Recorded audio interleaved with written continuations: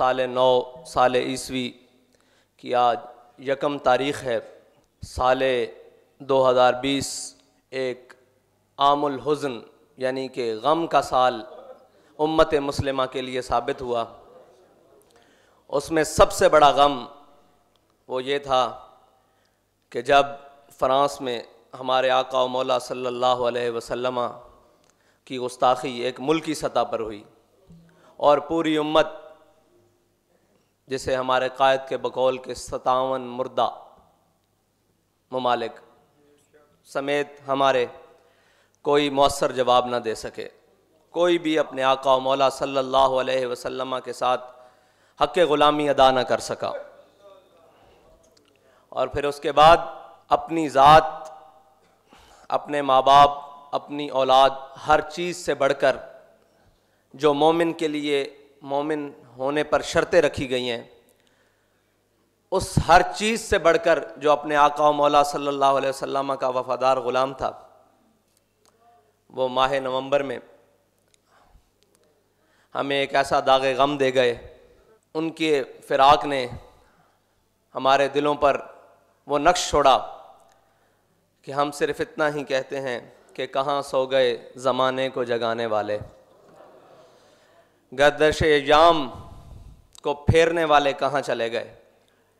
लेकिन वो हमें सबक पढ़ा कर गए कि बस हुजूर के साथ वफ़ा करनी है, मरत एक दिन जाना। उस खाते च ना लिखवा जाओ जिथे हुजूर दे गुलामां दा खाता।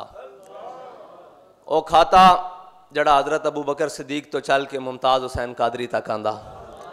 इन्हां दे गुलामां च अपना नाम लिखा जाओ। इन्हां जड़ा अमल किया उस अमल दे अंदर अपना हिस्सा पाओ। और ये जनवरी का महीना एक ख़ास निस्बत रखदा।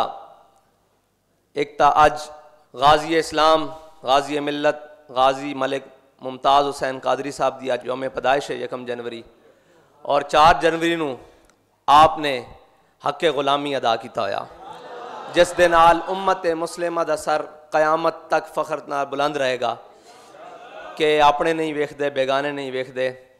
ये वेखदे हुजूर नाल वफादार केड़ा ते उन्हां दा गद्दार केड़ा, ते फिर सामने खलार के 27 विचों लंघा के दस देन कि या रसूल अल्लाह, साढ़े हालात जिहो जे भी होन, साढ़े मामलात जिहो जे भी होन, असी जितने भी कमज़ोर हो जाइए, तुहाडी इज्जत दे मामले च असी कमज़ोर नहीं, तुहाडी इज्जत दे मामले च असी माड़े नहीं, तुहाडे इज्जत दे मामले च साढ़े दिलों च कोई दूसरी गल ही नहीं।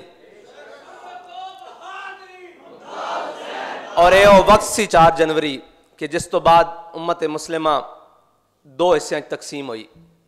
उस्ताद साहब फरमाते सन, हुजूर दी इज्जत दे मसले च कदी उम्मत मुस्लिमा तकसीम नहीं हुई, लेकिन एक फितना, इल्हाद दा फितना, सैकुलरिज्म दा फितना, कुफर दा फितना, कुफर दे पढ़ाए हुए सबक पढ़न वाले और उन्हां दियां बोलियां बोलन वाले, उन्होंने जदों आके इस पाक सरजमीन दे उत्ते एक ऐसी फिजा बनाई कि जनाब नहीं, वो तो गवर्नर था, किसी को हक ही हासिल नहीं मावराए अदालत कत्ल का। तो फिर एक मर्द दरवेश ने वो अलम अपने कंधों पर उठाया। वो अलम उम्मत मुस्लिमा की तर्जुमानी का अलम। कोई कैसी भी बात कहे हमारे कायद के बारे में, हमारे कायद के साथ एक जुमला जड़ा बड़ा ज़बरदस्त लगना पंजाबी च, वो है कि आप हकीकी तौर पर इस उम्मत दे तर्जुमान सन कि जड़ी हर मुसलमान दे दिल दी आवाज़ सी ना, उसनू आपने अपने सादे जे लहजे नाल पूरी उम्मत नू समझाया। और लफ्जी तर्जमा तो बाहर जाके, लफ्ज़ां दी कैद तो बाहर जाके, अंदाज़े बयान दी कैद तो बाहर जाके उलमा भी जान देन कि मन सब्ब नबियन दा मतलब लफ्जी हो रहे। आपने फरमाया मन सब्ब नबियन फ़क्तुलूहु, क़यामत तक जो नबी के बारे में बात करे उसको काट के रख दो।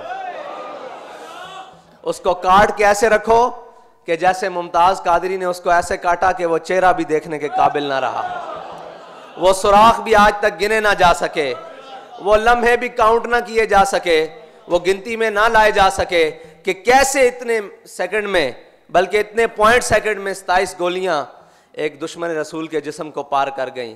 तो हमारे कायद फरमाते थे, ये जबरो कहर नहीं, ये इश्को मस्ती है।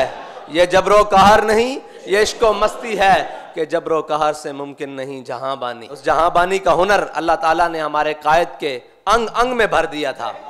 आप निगाह उठाएं तो निगाह बुलंद, बात करें तो सुखन दिल नवाज, और चलें तो जहां पुरसोज। निगाह बुलंद, सुखन दिल नवाज, जहां पुरसोज, यही है रख्ते सफर मीरे कारवां के लिए। और मीरे कारवां भी कौन? जो खादिम हुसैन, जो इमाम हुसैन की इस्तिकामत का पैकर, जो इस इमाम हुसैन की नौकरी करने में सबसे पहला नंबर, खादिम हुसैन। आपको अल्लाह ताला ने नामूस रिसालत के काम के लिए, इस सदी के लिए चुन लिया, और आपने वो अलम बुलंद किया कि क़यामत तक इस जानिब को आने से पहले खादिम हुसैन रिजवी या उसके कारकुनों से होकर गुजर के आएगा। इससे बगैर उसके लिए कोई रास्ता नहीं होगा, क्योंकि वो दीवाने तैयार किए कि उन्होंने कहा कि हालात कैसे भी हो जाएं, हुकूमतें कोई भी आ जाए, ऊपर नवाज बैठा हो, जरदारी बैठा हो या इमरान खान बैठा हो, हमें इससे गर्ज नहीं है, हमने बस एक ही जानिब देखना है, वो है सूए तैबा सफ़र कारवां बेकारवां। हाँ जी, वो हुजूर की जानिब का सफ़र है। सारे दरवाज़ों से हटाकर हुजूर की बारगाह से मुंसलिक कर देना, ये हमारे कायद का एक खासा है उम्मत के लिए, कि जब भी कोई आपकी बात सुनेगा तो वो मचल जाएगा, जब भी कोई दीवाना बात सुनेगा तो वो मचल जाएगा। और अल्हम्दुलिल्लाह उन्होंने हमें अपने साथ रखा इस मिशन के लिए, ये हमारा एजाज़ है।